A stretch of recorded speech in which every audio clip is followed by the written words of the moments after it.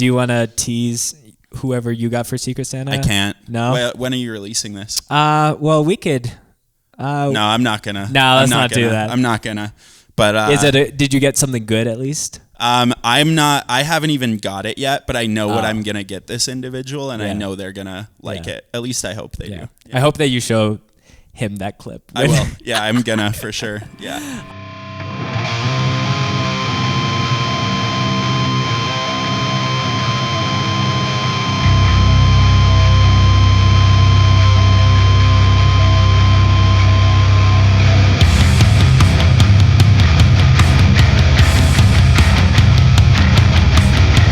Well, thanks everyone for tuning in. This is another episode of the Scoped Exposure podcast. I'm getting to sit down with my buddy Cole from the band Trench. Yo.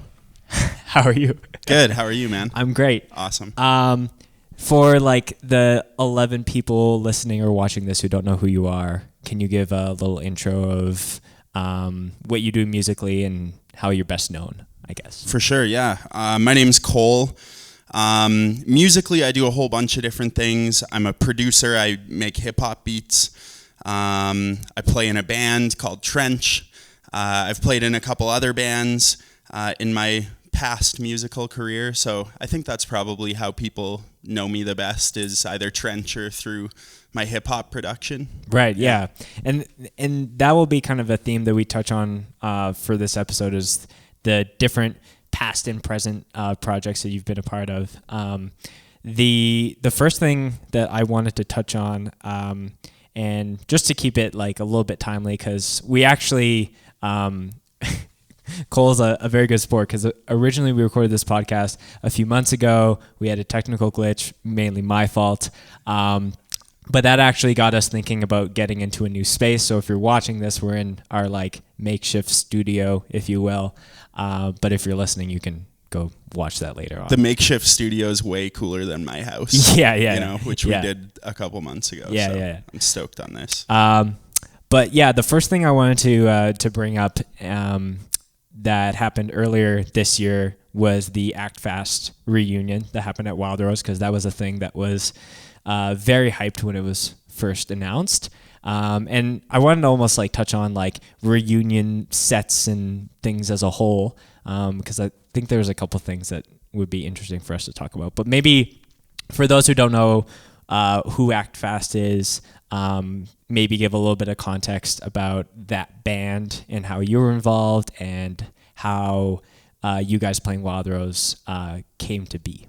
Sure. Act Fast was, I think, my first band ever when I was like a young kid in junior high school. Started playing shows here and there. Eventually got a little bit of hype within Western Canada, and played shows for years and did a few tours around Canada and stuff like that. We stopped playing when I was maybe like 18, 19, and 11 years later we did a reunion at the Wild Rose Hardcore Fest. So, right, 2019. 2019. Yeah, we did the reunion for Wild Rose Hardcore Fest. It was awesome, man. I didn't think it would ever happen. We've been asked many, many times to do a reunion. On the topic of reunions, I think they're... you got to be in a good place to do a reunion as a band. Right. You know, I think there has to be enough time that has passed in between and enough demand for a reunion for it to be warranted. Mm-hmm. So I was battling in my head if it was even warranted or if anyone cared. Right. You know, like I kind of just took promoters asking me to do a reunion as like they want to see Act Fast again, you know? So it turned out really awesome. Glad we did it. Yeah. It's that brings up an interesting point, because like Have Heart is another timely example of that, especially in this last year, where that band, you know, pretty much stayed dormant after breaking up for a good 10 years or something like that. And then when they did their reunion shows, and I think there originally was only 4, and then they added a few more afterwards. That was definitely, like you said, it was warranted because the demand was there, and there was enough of a wait to make it feel special. While on the flip side, and this band is not close to any of the bands that we were just talking about, but I heard something on the radio a few days ago talking about like the Motley Crue reunions, and it was like they had broken up, and then 5 years later they're like, oh no, we're back. When they just said like, oh, we're never getting back together. So yeah, it's like Kiss. Yeah. They've done like 15 reunion tours. You know Right, what I mean? right. I think a lot of bands fall into that, and especially bands on that level, like they'll break up and realize they don't have an income for 10 or 15 years, and then they will be like, okay, we need to do a reunion tour. Let's get back at this. I think the Have Heart thing was awesome, though. You know, they really did it for all the right reasons. Those shows looked insane. You know what I mean? Like, yeah, I've told myself that I don't want to look at any phone footage or any other sets until Sonny has fully produced his videos, because the level at which he had done it, I think there was like 3 to 4 cameras for the Boston shows. There's 5? Okay. Oh, yeah. oh, did you go? I went to the first Boston one. Crazy. Yeah, Jordan, who's running the cameras, he went to Boston, and it was insane as far as Best show I've ever went to. yeah. Crazy. Yeah. I bet. Yeah, from the little bits of footage I saw, but I'll Yeah. probably wait for Sonny's as well. Yeah, just because it's more like of like a production and like a movie that I want to sit down, make a bowl of popcorn and watch. Totally. it. Take it all in. Absolutely. So yeah, the Act Fast reunion, like a lot of the people know that was something that was a special thing, and you were saying during your set that was something that you did for Evan, and you know that was essentially the only reason that was something that you wanted to logistically plan those practices and things to play like those 10 minutes that you did. Yeah, I think Evan was a big part of it. You know, I think he was into Act Fast back in the day, and he had asked me a couple times if we were ever going to do anything. I think it was just timing, you know. We all learned a lot when Evan passed, so I think for me it was like, all right, it's now or never. You know, I'm kind of more motivated than ever, so let's just do this. And when I hit up the other fellas in the band, and they were all into it, and you know, they were down to fly out and make jams happen and relearn all these songs we haven't played in a decade. Right. You know, it was really nice to see it all come together and actually make it a reality, because I truly think I thought it would never happen, you know? So yeah, it's super beautiful to see like those things kind of come together when, you know, like there's been so many times where I've thought about like, oh, like filming a festival, and it takes like, you know, Stolen Flurry is a fest that we just filmed in Minneapolis, and I've been trying to film that fest for like 3 years, and they had like no video coverage prior to that. So when you're like in that moment, and you like take a second to be like, whoa, like I never thought like these things would come together. So no, that's super cool. For sure. And Evan kind of, you know, it was really nice to see everyone come together for the reunion. Yeah, lots of people came out who had like haven't been to shows for a long time. For sure, and a bunch of people drove from faraway places and stuff. So I know Evan would have loved that. Yeah, beautiful thing. Yeah. So Act Fast is just one of the prior hardcore bands that they were a part of, and maybe usually I start off each of the podcasts with like everyone's hardcore origin story in a way. And I think when we first recorded this episode, you said that Act Fast was like your first quote unquote band that you played in. Is that? Yeah, like my first real band that played shows, and you know, I jammed with people and friends and stuff for fun, but Act Fast was really the one that we took seriously. Yeah. You know. So when that band originally ended when you were 19, like you said, how was that the springboard into other projects, such as why am I blanking on the name? Horizons was a band that you played in for a bit with some BC Boys. Yeah. But you can probably tell the story better than I can. Sure. So. I met pretty much all those people through Act Fast, all the people I played in Horizons with. They were in a band called Born for Battle. Shout outs to Born for Battle. Yep. But when Act Fast ended, I wasn't done with music or being in bands or touring. I think Act Fast ended because people were moving and really, starting to go to school and take their life seriously, but I was still ready to go, Yeah. So me and Matt and Dustin and D-Ting and my friends from Born for Battle started Horizons.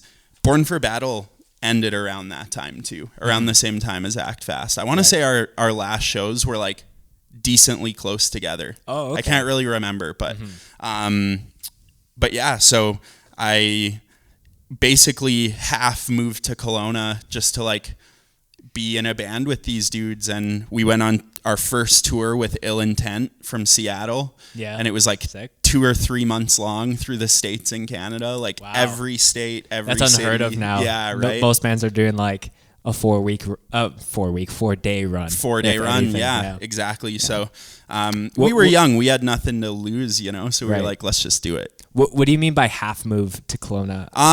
That I took me was off the kind of half here and half there. Gotcha. Like I was here half the time just taking care of my business in Calgary, and then I was in Kelowna half the time. Like we were on tour so much. That tour kind of led to more touring with Horizons, and So it was more like I'm here for a few days sleeping on someone's couch versus Yeah. like I live here. for sure, yeah. That's why I don't say like I moved to Kelowna, because I Right. really was like driving out there a couple weeks before a tour to jam and hang out, sleeping on Matt Kelly's mom's basement floor, and just the classic like first band story or first couple band story, Right. where we're just kind of grinding it out. But that's still one of my favorite tours I've ever done, was the one with Ill Intent. We had some great times. We really like cut our teeth on that tour as far as like driving and really going through all the motions of being a smaller band but on a bigger, like a lengthier tour, So sure. Do you have a it taught favorite us all a lot. memory from that Oh tour man, that stands out? so many memories. I don't know if we did this last time we recorded the podcast, but I always think of Mexico on that tour, because it was the first time I had ever played a show in Mexico, had ever really like been to Mexico. So that was really cool. I think getting to go play anywhere in the world with my friends, let alone 2 bands full of like my best friends, it's a pretty special thing. So that tour was just filled with unreal moments and craziness, And this will be, sorry if this is annoying for anyone listening, like we're doing all these callbacks to a previous episode that we tried to record and then it's Right, never yeah. going to see the light of day. But when we spoke last time, we were talking about, I was mentioning my first ever like real hardcore show was like the last Means show in Winnipeg. Oh, and you yeah. guys played that. Yeah, we did. Yeah. Trying to remember the other, the Fallen Assault. They were like a Manitoba 3-piece band. In Arms, which was the friend's brother who took me to the show. And Right. I'm trying to remember.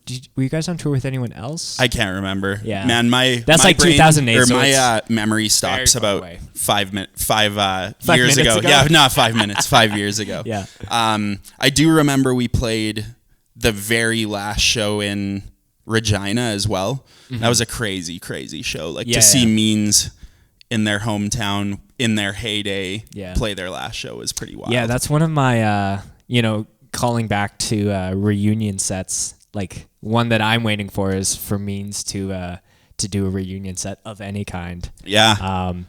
And I think there's been some tease with like, oh, we're reprinting some shirts and things like that. Like, I feel like if a band's doing any social media presence I don't think it's like, oh, we need to keep relevancy on social, like with algorithms. I think that there's a little bit of like a maybe teaser there, like we are thinking about doing something. For if sure. anything. They'd probably kill it if they decided to Oh, do it. insane. That's another one. It's been a long enough time in between, and they probably have the demand for it. You know? So if any of the Means guys are listening and you are thinking about doing something, Scoped would love to film that. Because Right. I remember I looked for videos of that last show in Regina, and it was like a camera at the back of the room, and the way it was like composed, like a lot of it was just silhouettes of people standing, so you couldn't really see what was happening. Yeah. So Yeah. When it was kind of when different show time for that. videography wasn't a real thing. It was Yeah, kind of everyone just using the little Handy cameras and cams, stuff. yeah. I don't think I saw Matt from Means at the last Trench show we played in Victoria. Right. So I know he's doing his thing, I think they should do a reunion, man. Yeah. I think that'd be I cool. hope this is the clip that maybe pushes that a little bit more forward. You also mentioned that you jammed with Gravemaker for a time. I was in that that was band after Horizons? That was after Horizons. So it's funny how that worked out. I met the Horizons guys playing in Act Fast, and I met the Gravemaker dudes playing in Horizons.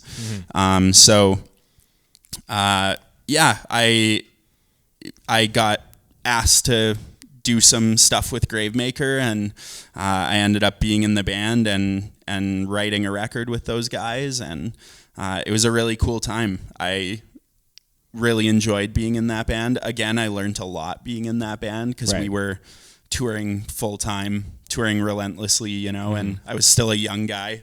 I was 19, 20, 21 when I was in that band. So still learning a lot. By fire in a yeah, way. yeah. But a great time to be in a band that's going really, really hard. Gravemaker was touring constantly. Was the album that you helped write the one with the Bury Me at Sea? Was that No, it was the one after that. That was one of the first hardcore records that I picked up just solely off of the album art. Great album artwork. Yeah. I want to say his name's Ryan Eyestone. He did both Bury okay. Me at Sea and the record I was on, Ghosts Among Men. Yeah. So he did those. I remember those. I went to an HMV. Does HMV still exist? I'm never at the malls. Oh, rip. I went to an HMV and I picked that record up. I was like, because I wanted to listen to more hardcore. I'm like, this looks interesting. I had no idea it was like a Canadian band or of any kind.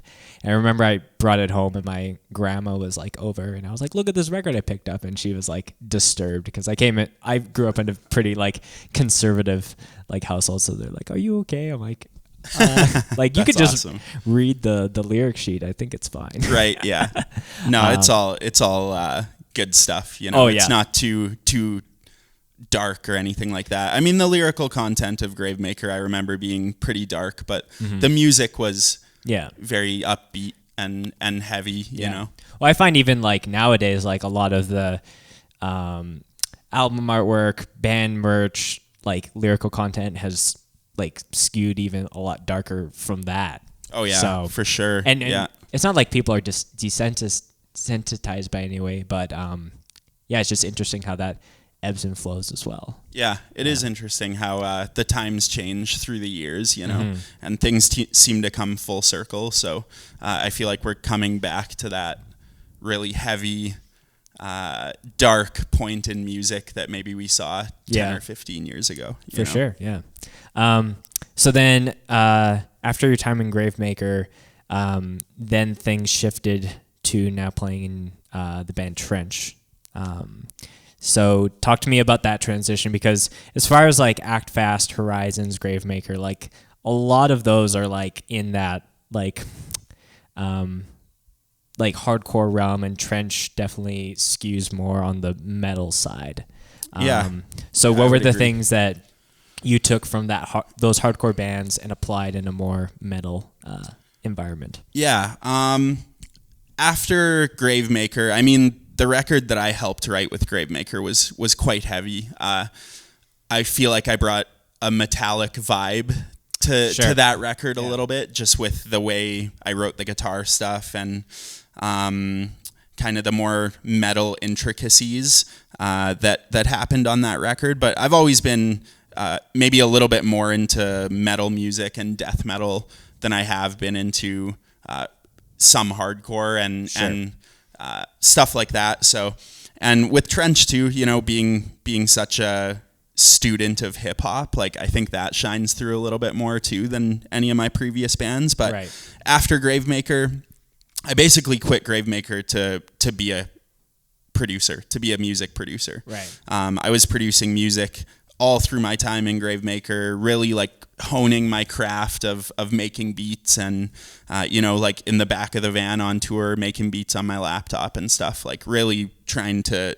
do it coming home, making so I started getting more work and more busy with doing production stuff. So Right. it was time for me to kind of make a decision, and I felt like me doing production at that point in my life was the decision I wanted to take, so I ended up leaving Gravemaker, doing production, really like honing in on that, starting Suicide Kings with my boy from Detroit. Yeah, Joey Knuckles. Touring with Suicide Kings, releasing records with them. We went to Europe a couple times, and years passed since I had played heavy music. I was fully immersed into production and to touring with Suicide Kings and doing that kind of stuff. So I really missed playing heavy music, and Trench came along at a really great time in my life where, I went part-time at my job because I was doing beats more and I was making more money doing that. And Trench kind of came along, and it's been like full throttle ever since. Just, not touring as much as my previous bands, because we all got a ton going on, but really, taking a lot of time to write our music. And I think all of our influences shine through in this music, and we all love metal, and we all love kind of weird stuff. We're all influenced by like Pink Floyd and Nine Inch Nails and Typo Negative and all that kind of stuff. So we kind of let that shine through a little more than the hardcore influence with Trench, I think. I think that was, it was very natural for us to be playing the music we play as Trench, and the heaviness of it. So, yeah. And we, we're not going a straight chronological order as far as your music history, because Suicide Kings is a core chapter between when you were in Gravemaker and in Trench, and still doing stuff now. So we'll definitely come back to that. But since we're talking about Trench, you guys have really evolved as far as like honing a lot of the music I found, and especially like establishing a little bit of like a brand behind the band as well. So I know a couple people must be like kind of curious, especially for myself, of how the whole idea of branding the band with a green color tone. One of my favorite memories, I think, from the 2018 Calgary Fest was when you guys played. You were like, it was asking about the light person to turn only green lights on. It's like, oh, do you want any other lights? No, only green lights. So how did that just kind of get adopted? Was it a happy accident? Was it planned? Yeah, I think a mixture of all three, It's funny whenever we talk to a light guy, they're like, only green? And Jay or Tony or whoever's talking is like, only green, buddy. Right. Let's go, Because a lot of the time it's only only red, or we don't want any lights on at all. For sure. So, or it's like a techno party of just every color and strobes and stuff. Yeah. I think the green thing with Trench, that kind of happened organically as well. But once we noticed that people were noticing, then we were like, we're a green band. Yeah. But it was actually Evan that really like talked to, I think he was having a conversation with Jay and I. And he had just we collaborated with Cousin of Death, his clothing company, and we released a Trench shirt in collaboration with Cousin of Death, and that was green. That had like a green front to it. Right. And we just started using a little bit more green, and Evan was talking to Jay and I at his house once, and he was like, "You're the only band I know that has a color," He was like, "You guys are a green band. Like green is your thing. Right. Like you need to roll with that almost." So, we've just kind of, people. It's funny whenever we play in Calgary now, the lights just turn green. Yeah. We don't have to talk to anyone. Yeah. Everyone just kind of knows. And but yeah, that's kind of the story between the green color for Trench. Yeah. Yeah, but I think like what Evan said, like that it's a super smart move, because like when you guys did your tour recently, like all the posters were green, so you can kind of know like, oh, this is a Trench event, and it just kind of pops out from that, surplus of just white and black. For sure. Yeah, it's like whenever people comment on our Facebook or anything or our Instagram, it's like green hearts and stuff now, you know, so it's kind of like, become a thing. Yeah, or photographers will like have a green overlay or things like that. Yeah, have a green overlay, and I think you said it, you were like, I want that green fire or something, you know, like it's just become a thing, you know, and we're not like, this has to be green and this has to be green. Right. We're just like, everything's pretty much green. Yeah. It is what it is, right. you know? Yeah. So like musically, Trenches like has a lot of different things going on, and how you said the stuff that you learned when you were producing, you were totally able to apply that on the, you know, technical side of the music. So I think we talked about it last time, but I want to revisit it, where like how do you guys like have all your pedals and all your keyboards and everything? You're like, okay, like how are we going to start a song? Like how does a Trench song actually begin and end? That's a good question. Yeah. We start by basically Bryce is one of the guys that comes with a lot of the riff ideas in our band. So he'll come and he'll have something kind of skeletoned out riff wise. And Bryce is also a pedal nerd. Yeah. You know, so him and Tony like really got me into guitar pedals, and they really like pushed me to be more creative with pedals. My initial idea with Trench too was to bring a lot of like production into the band, as far as, you know, sampling and using electronic instruments. And so we try and incorporate that kind of stuff into our writing sessions, but it's hard to say how we write a song. We all get into a room, we usually drink some wine, Bryce will start playing a riff, we'll kind of just all vibe off of it, and just it kind of just expands from there, you know, song by song. It's hard to say how we write, because every song is different, it seems. We don't really have like a Trench formula, and it never ends, you know. We just recorded our new album, and like till the very last second we were changing things and adding things and expanding different musical elements of the record, you know. It's months after we've recorded it now, and I'm still sitting at home like adding drum loops and stuff like that on Logic, you know. Yeah. So it's kind of a never-ending process writing with Trench, until we just have to like walk away from it and be like, "Hey, boys, it's done." Yeah. You know, we've beat this horse exactly multiple times. Yeah. So that's interesting. I know that you guys were, and it's very unheard of for bands even nowadays, just with schedules and just the busyness of life, to actually like go away somewhere and stay somewhere for like an extended amount of time. But that's what you guys did. You went to Kelowna. You spent the better part of a month there. Yeah. We were there for, I think we were there for like 13 or 14 days straight, you know, studio every day. Yeah. Like sleeping in the studio, waking up, and just, that's all you're doing. Yeah. Slept in the studio. We recorded with Jordan Chase. He's an amazing producer and engineer from Kelowna.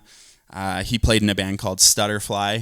Okay. I don't know if they were they like a big deal in Winnipeg? I think they were in Calgary. They were in BC for sure. Yeah, the name doesn't ring familiarity for me. But yeah.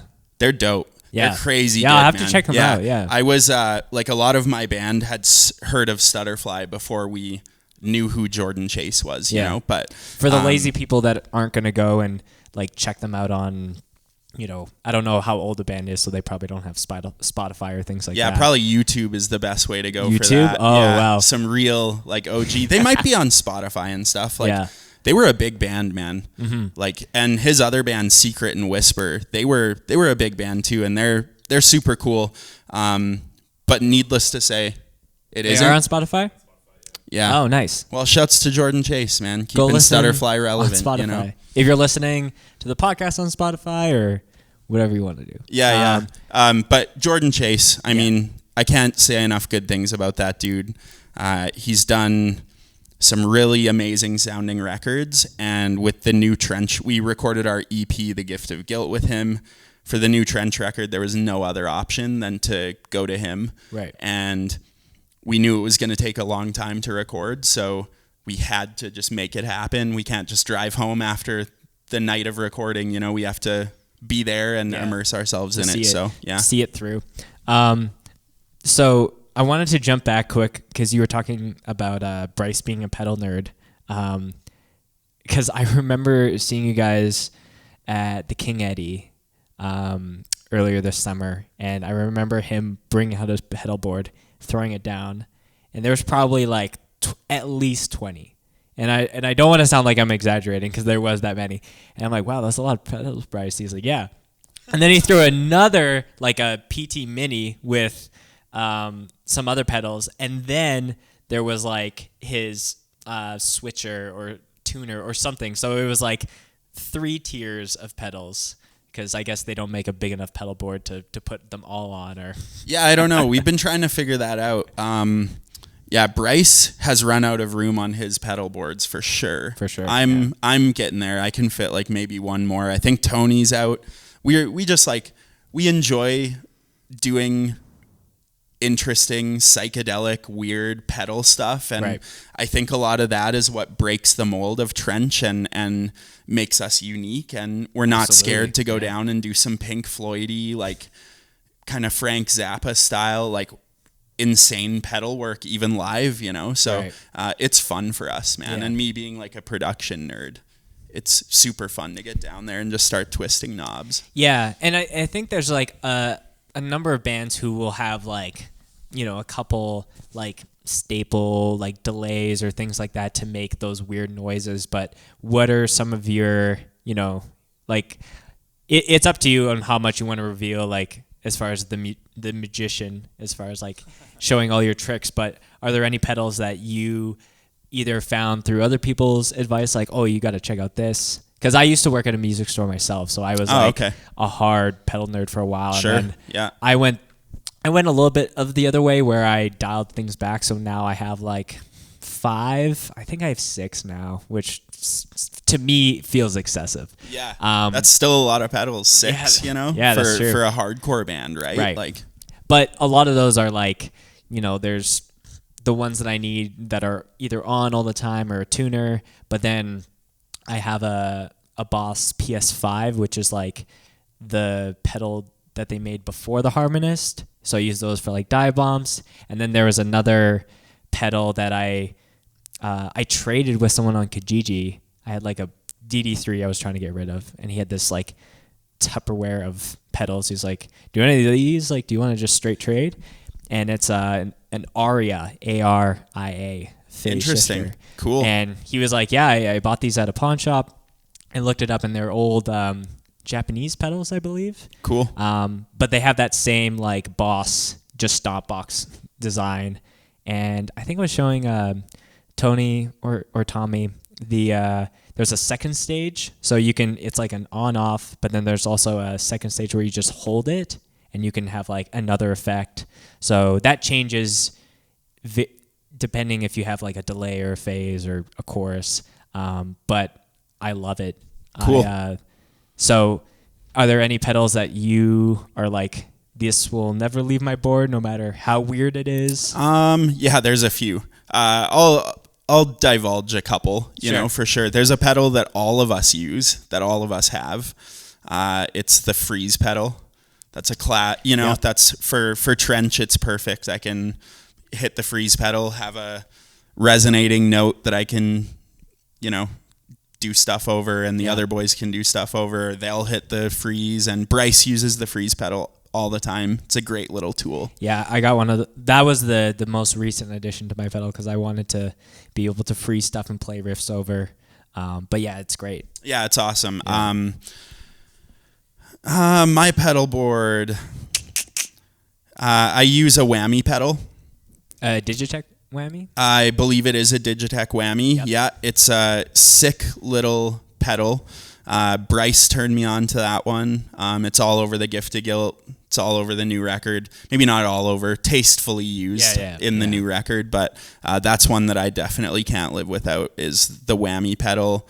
I'm always experimenting. Bryce is always experimenting. Tony is. We're always giving each other tips. I know Bryce just got a loop pedal. I won't say which one because it's going to be a big part of our new stuff, you know, but he just got a loop pedal that I'm straight up just gonna, I told him last time I saw him, I was like, I'm just gonna buy that pedal, man. I want it too. It's too cool. You know, it can help me out during our live show, and I know it helps him out a lot, and it's kind of like a secret weapon, but yeah, we got all sorts of stuff on there.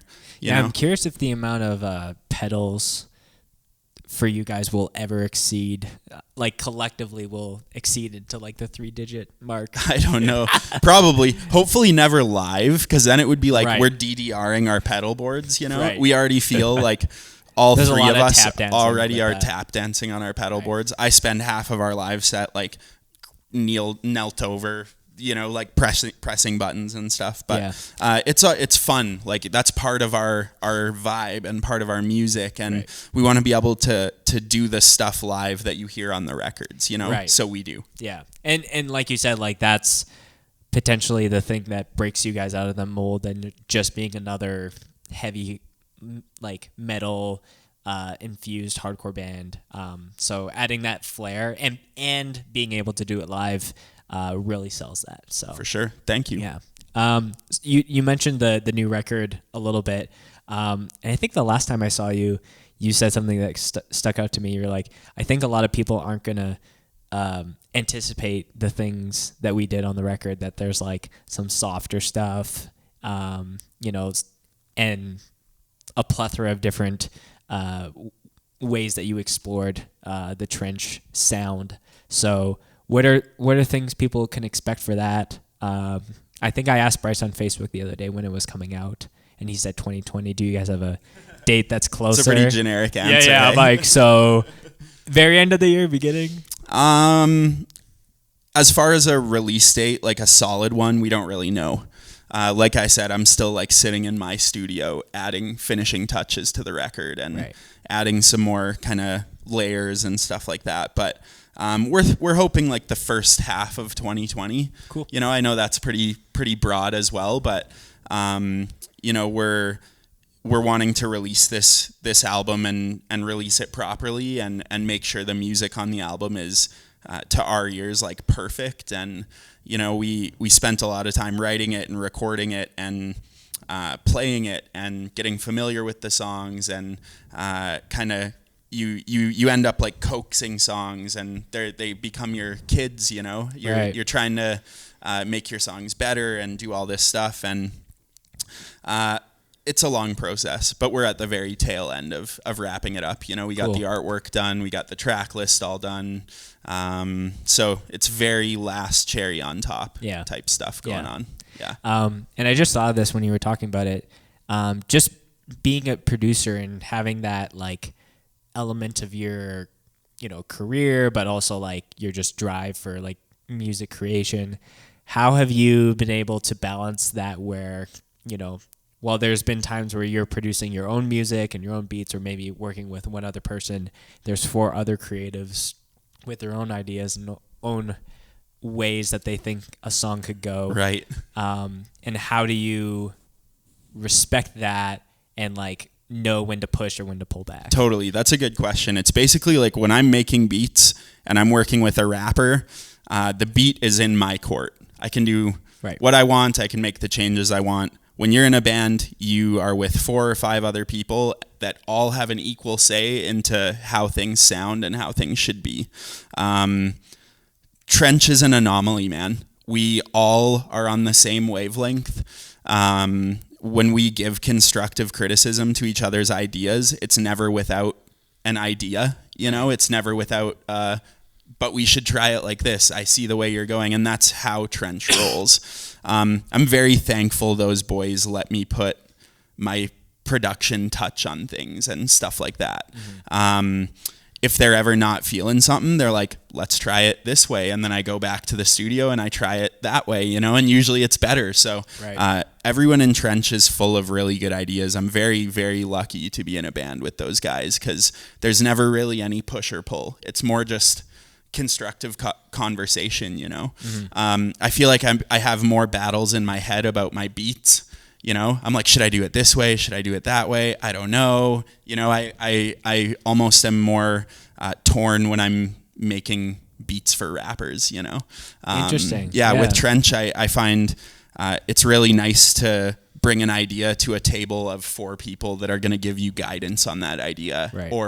or just be like, that's awesome, we're using it, you know. So yeah, Trench is a really great band to be in writing wise, because it's not really push or pull for anyone. I think everyone's ideas shine through. Yeah, and I think that is a far more sustainable way to keep that band's, you know, career and lifetime going. I know I played in a band for a bit where it was like the vocalist would write the riffs with the drummer, and essentially it was just them. They wrote like the first 2 EPs and then kind of added members on top of that. And then as, you know, the band was getting a little bit more traction, not only myself, but other members of the band were like, hey, like we want to, you know, like we know that there's a formula here as far as like turning out these songs, but we just want to be in the same room just to hear them kind of come to life and, you know, maybe weigh in. And at least the guy who was writing this stuff was like pretty adamant that he wanted it just to be that. But then that band fizzled out like over a while. So right, yeah. I think our secret. Yeah, I'm curious if it would press on. And like I was totally fine to play in that band and just like play those riffs because they were awesome. Right. But again, it kind of left me wanting to leave a little bit of a mark of my own. Totally, yeah. I think our secret to that issue is we hang out all the time. Mm-hmm. You know, we're together twice a week. And we are always flowing ideas to each other, and we know how to talk to each other, and everyone wants everyone to be involved creatively in the same weight, you know. Sure, so yeah. it makes it so there's no weird tension of this guy didn't get his idea to shine through, so, you know, right. it and maybe it would have prolonged your band if Yeah, you could have yeah, put knows? that touch on it, you know, and been more involved in that process. I think one of my favorite parts of being in Trench, if not my favorite part, is writing the music. Really? You know, Yeah. And sitting with the boys like in our jam spot and just drinking wine and like figuring out ideas and playing, writing music, Yeah. you know? So that's kind of just like, I'm just envisioning that because like that's the first time I ever heard of people who are like they're jamming with the boys, if you will. But like that's the first time I ever heard like wine as the drink of choice, not like a bunch of Paps or whatever. I mean, we don't necessarily discriminate. I'm a wine guy myself when I do drink, you know. But yeah, Trench loves to get together over a couple bottles of wine and that's so work cool. out some ideas. I would have never imagined that. Yeah, we do Christmas together. We do Thanksgiving. We do Halloween. Wow. We really are a close band. You know, we're best friends, and you know, we got Trenchmas coming up. We got Secret Santa coming up. Oh man. So we keep it close. Yeah. You know? Yeah. Do you want to tease whoever you got for Secret Santa? I can't. No. When are you releasing this? Well, we could. No, I'm not gonna. No, let's not do that. I'm not gonna. But is it? Did you get something good at least? I'm not. I haven't even got it yet, but I know what I'm gonna get this individual, and I know they're gonna like it. At least I hope they do. I hope that you show him that clip. I will. Yeah, I'm gonna for sure. Yeah. Yeah, that's really interesting, and I think that's super key, especially with like, and it's tough to because I've played in a plethora of bands where it was like every week we had practice, and if, you know, despite having a show or whatever, and, you know, I've also played in bands where it's like we only jam when we have like shows coming up or things around. Like I'm still in a band with guys back in Winnipeg, so we only really see each other when I'm back there, but we're pretty much in like constant communication about like things that are happening or just being like, yo, what's up? Or for sure. Yeah. With the internet now, it's like you can. That's how I produce beats for people, is through email and Skype calls and stuff like that, you know. So it's cool you're in a band with people back home, you know. Yeah, and just like you get together and you jam and you just pick it up. Because I think We won't live too much on me because people are listening for you. But when Locked In played our first show back in like 2 years, we like got together. I think we jammed day of the show, and because we couldn't jam the day before, and then it was like, okay, let's pack up and do it again somewhere else. One jam and then play it live. Yeah. Yeah. And I think we did that for the 2 year as well. But I wanted to touch on your mentioning just like the internet and, you know, you're sending emails. In the early days when you started doing that, what were some of the challenges that you had as far as like, you know, because social media was like just getting kind of on the map a little bit more. Yeah. It was really about like getting in front of someone to show your works to them, you know, in my case, talking about beats, like getting in front of rappers that I wanted to be on my beats, which when I live in Calgary, it's a harder thing to do, you know? Right, so for sure. I was very grateful for Suicide Kings for being able to tour as a producer. I feel like that's something many producers don't get to do. Many like rap producers don't get to do is tour. Right. So I'm thankful that I DJ for him, and I got to tour with Jay and our Suicide Kings project because it got me in front of a lot of rappers, and it got me meeting a lot of people in that industry to where they would hear my Suicide Kings beats or see us live, and then we would be hitting each other up through email and me sending them unused beats or things that weren't Suicide Kings beats or whatever. So the internet has helped my career tenfold. I'm very stoked that I can work with rappers from all over the world from the studio in my house. Right. You know what I mean? I'm very stoked on that. Don't get me wrong. When I can get a rapper in the studio, travel to make that happen. Right. Usually if I do like an EP for someone or something like that, I want to be there. I want, we want to be vibing out creatively. But as far as like one-off beats and working with friends and stuff that are abroad, the internet has made it possible for me to do that, you know? Yeah, that's a great point, actually, because that was like a huge thing for this podcast, because I know a lot of people who have different hardcore podcasts where they'll like Skype call people, and it again like grants you that access to be able to, you know, go from California to Minneapolis or California to Philly or California to, and I'm just like referencing my friend Jamie because he's the one I can think about who's done the most. Shouts to Jamie. Yeah, he did. Jay did a podcast. Yeah, with him Jay Breen recently. did. Yeah. But as far as like what I wanted to do, and like video is a huge part of what Scoped is doing, there is just a different vibe when we're just sitting, you know, in this room together versus if like I called you and we were just like FaceTiming. For sure. We're both multitasking, you know, we're Right. like on the phone, like, I'm doing dishes. Big like, thing about Trench, and you're like checking emails or something. Exactly, yeah. Yeah, or I'm like, my dog's barking at me or something. But that's a huge thing, and you know, I know that like, you know, potentially minimizes the amount of guests and things that we can get at the beginning, but I know that our setup is in a way that I'm okay to be patient to like get those people at those certain milestones where it's like, oh yeah, like me and Jordan have chatted about like doing travel trips where maybe we're going for a festival, but we can also knock out 2 podcasts while we're there. For sure. Yeah, that's the opportunity, like, is going to those fests or, you know, hitting the bands that come through Calgary and being able to do the video format. Yeah. I think that's sweet. Yeah, the podcast that's going to come out later this week is with Mitch from Low End, and we just did it literally in the back of their band's trailer. That's just sick. Outside. Cool. Yeah. Shouts to Low End. Yeah. Great band. Yeah. Very good podcast. That should be out by the time this one is. Cool. But yeah, I think it's like a perfect drummers podcast. We talk about a lot of like different things in that realm. Nice. Tom will love it. Yes. So on the production side, how did you actually get linked up with Joey, and and how did that relationship build? And you're still doing stuff with him. I am, yeah. Yeah. I talked to him yesterday, actually. Joe and I met in a really weird way. I was on tour with Gravemaker in Detroit.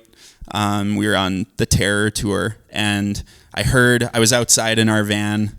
I think I was just sitting there hanging before the show, and I heard someone talking about Calgary, and it was someone I'd never seen before, and being a dude from Calgary, when you hear someone talking about Calgary and Detroit, you naturally are curious that's who my it is, hometown. you know? I gotta check it out. So I ended up just going up to this dude and I was like, I'm from Calgary. Like, I'm curious what you're talking about, Right. because, you know, you're clearly not from Calgary. He has a very thick Midwest accent and stuff, sure. you know? Yeah. But he's like, I'm moving to Calgary in the next 6 months or so. You know, he was looking for a change. He was becoming a Canadian or a kind of dual citizen. And he was a rapper, funny enough. So he was like, man, I'm a rapper from Detroit. I'm moving to Calgary. His wife was from Canada, so Gotcha. he's moving to Calgary. And I'm a producer from Calgary on tour in Detroit. And a bunch of my friends knew him. You know, a bunch of my friends from Detroit already knew him, and a few of my friends in Terror knew him and stuff like that. So it was just a natural thing for us to link up once he was there and I was back home. For sure. And see if there was anything there, you know.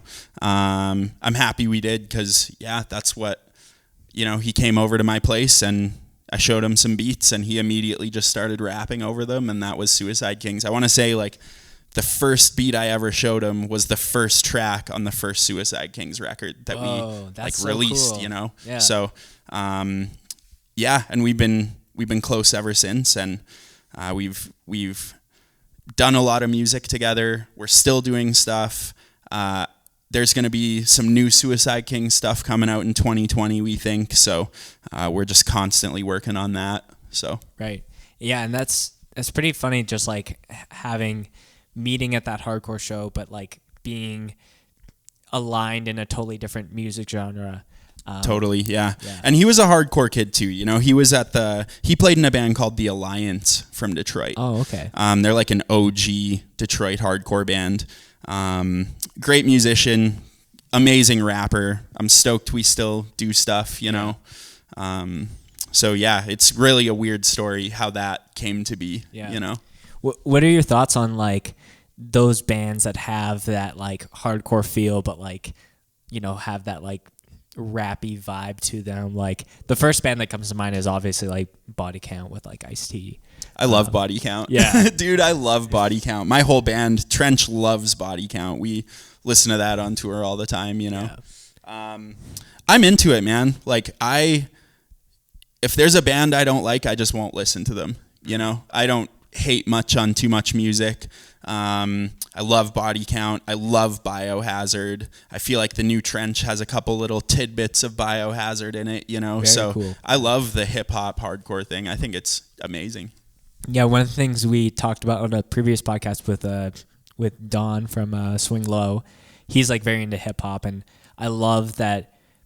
I heard somewhere that there was a comparison where like hip hop or like hip hop / rap, if you will, and hardcore have the similarity where there's lots of like collaborations with vocalists and things like that. So it's like Totally, yeah. You know, I'll listen to a hardcore record and then someone's like voice comes on and I'm like, who's that? And then I do my research and I'm like, oh, this band's sick. And then, you know, they have something and it's just like a ripple effect. Totally. I think that's one of the things I love about hip hop is being able to work with so many people creatively. Sure. You know, and I think one thing that you can oftentimes get bogged down by in a band is like, I've been working with these guys for 5 years. We have our formula. It can be stagnant, you know, Right. which Trench isn't, thank goodness. But being in the hip hop industry allows me to work with so many people, so many different people and different styles of rappers and singers and all that good stuff.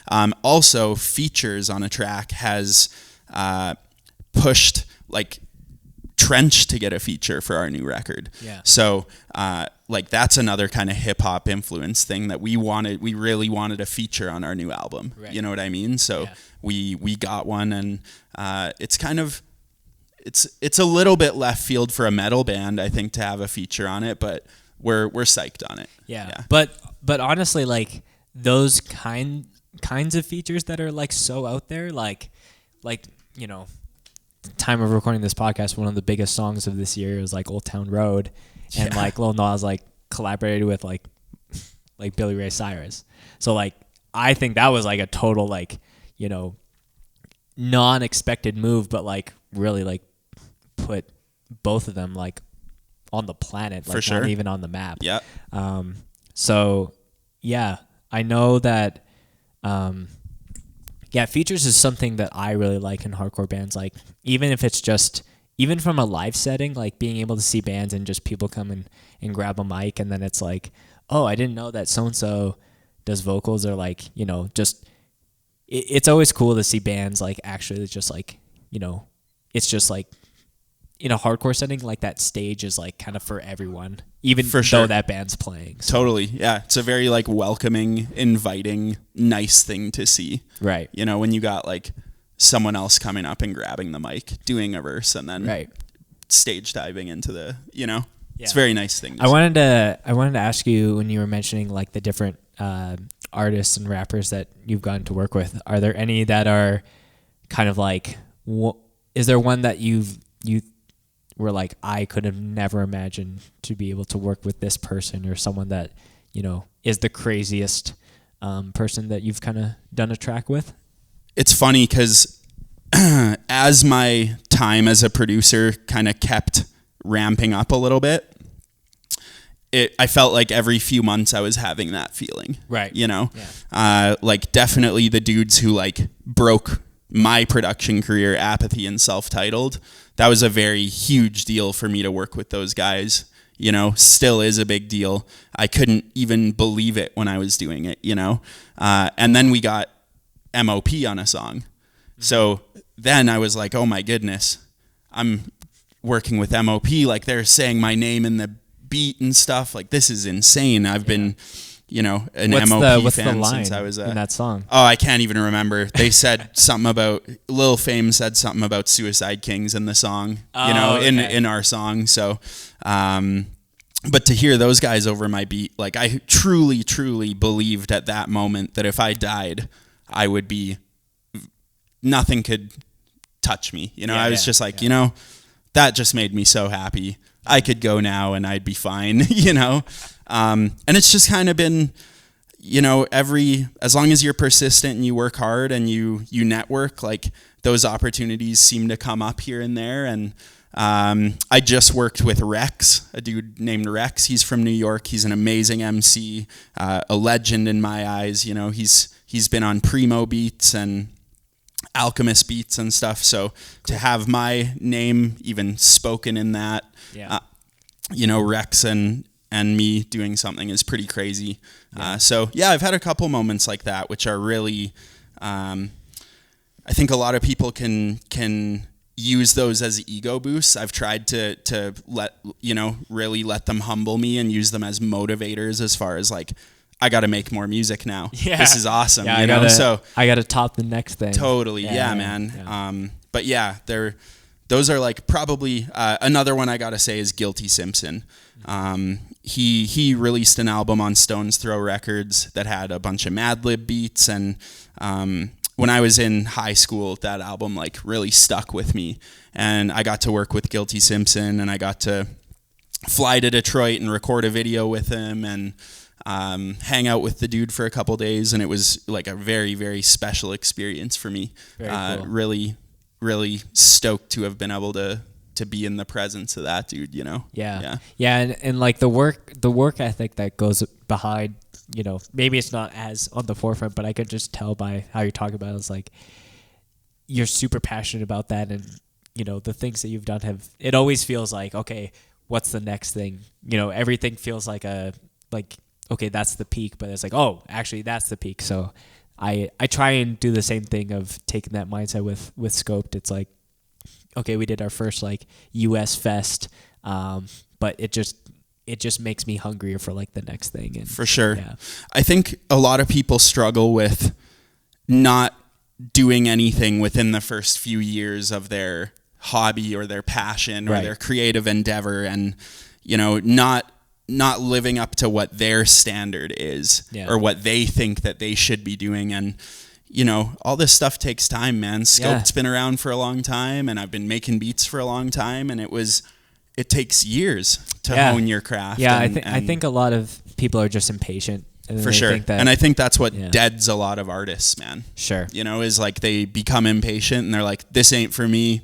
I'm going to go 9 to 5 route or Yeah. whatever, you Yeah. know, like, or this ain't for me. I'm going to pick up something else, you know? Yeah. I think one of my favorite quotes is like, if you want things you've never had, you have to do things you've never done. That's And true. so like, for Scoped, we've only, been around for like 2 years on paper, but I've been filming bands since 2015. There you go. And Yeah.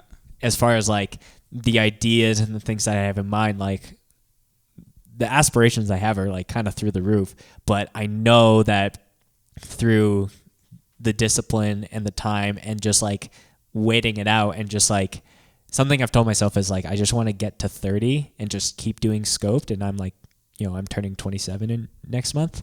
I just want to see how big it can go before I do something like, making a judgment call. Like, am I going to invest in, a space for Scope to have an operation, or am I going to do a Patreon that like Sunny has or something like that? Like I want to, I've sacrificed a lot to be able to do what I'm doing. And I'm sure you can attest to, the same thing for each band that you played in the producing. But, when you have a love for something and you want the aspirations, your actions need to map to that if you want it to happen. For sure. You basically have to work harder than you think is the hardest you can work. And you just got to make it happen, and you just got to stay persistent and progress. And, it took you a couple years to even start Scoped Exposure, right? Mm-hmm. And it took me years before I placed a beat or anything like that. So I think a lot of people get lost in that like first couple year range where they're figuring out their art and they're starting to show people their art, and they might be getting feedback they don't like, or they might not know how to make this into a business or something like that. But that all comes with time. Yeah. It's like anything. It all takes time, and you either stick it out or you don't. Yeah, and I think like a huge thing, like, just being patient and realizing like, when I get to 30, like life's not over. I still have like essentially 3 more lifetimes to live. And, a lot of my, the first 20 years of my life, I was kind of like bullshitting my way through, but it was more like I was just being a kid and just like having fun. And then it was like, oh, I have this passion. And if I applied that same amount of time towards that, like I think that I can build something worth with meaning behind it. For sure. And that's like a great mindset to have. Yeah. I think struggling to get into that mindset is like half the battle. Yeah. So Yeah. if you're Some already people in that mindset, just do it. Yeah. Some Just wake people, up and do I it. guess, aren't cut out for it, but that kind of goes to a self-awareness thing. But For sure. Some people aren't cut out for it. I'm not cut out for a 9 to 5. right. You know what I mean? So I'm the other way. I would rather be kind of making a living off of creation and something I'm passionate about. So, I might not be having the pension in the office and the 9 to 5 Monday to Friday. I don't get weekends off. I'll tell you that much. I don't get many days off, know, but I do think that it's whatever makes you happy. That's the bottom line. Yeah. And man, I would love to keep exploring some of this more big idea conversation, but we should start thinking about wrapping up. Yeah. No, here. I'm easy. Yeah. Maybe we'll have to do a second episode in the future. Yeah, whenever. The kind of the bookend segment that I do on this show, or the podcast, whatever you want to call it, is I always ask our guests to tell their craziest or favorite mosh story, whether it was directly them or something that they saw at a show that they were playing or that they were attending, just to kind of like wrap up with something either stupid, funny, or wholesome. Seeing all my friends come out of mosh retirement for Act Fast, who I never thought I would see dance before ever in my life, were in front of me all dancing together. That was probably my favorite mosh moment. I'm not much of a dancer, so I don't have much moments of myself, but I've seen some crazy shit, and that was probably the craziest. Yeah, all my old ass friends moshing for my old band. It was pretty funny, like seeing some people dive, and I'm like, I've never seen this person like since being in Calgary. So Totally. it was that set was like something very special for us to capture. So when I saw all my dudes in trench moshing, I mean, Bryce was playing guitar, but I saw Jay and the Chans going at it, and I was like, man, this is cool. Yeah, it was really awesome. Yeah, I would highly recommend, if you haven't, to go watch that ActFest set on the Main Scope channel. Yeah. Cool. So first off, thank you so much, Cole, for coming on the show. And anytime. Yeah. Thank you for having me. No problem. Great chats. Before we go, is there any plugs that you want to do for Trench, Suicide Kings, for yourself? Yeah, pretty much those three things. Where can people find you? Trench. Check out Trench on Apple Music, Spotify. We have a record on there called The Gift of Guilt right now. Listen to it. It might be your thing. Check us out on Instagram, Facebook, all that shit. New record coming out early 2020 for Trench. Suicide Kings, same thing. You could just look us up on Spotify, Apple Music. We got a new EP coming out in the spring-ish. And then my own production stuff. I mean, I got a SoundCloud, Instagram, the whole nine. Cole the God, at Cole the God on all of that stuff. I'm always posting like beats I'm doing and things I'm doing and all the stuff I'm doing. So yeah, that's it. Sweet. Well, thank you so much for everyone who's watching or listening. Make sure you're subbed to the podcast to make sure you get notified when awesome episodes like this show up in your box. And yeah, anything else you want to end on? No, that's great. That's great. Love you. Thanks for everything. Oh, love you too. All right. Peace. Thanks for listening.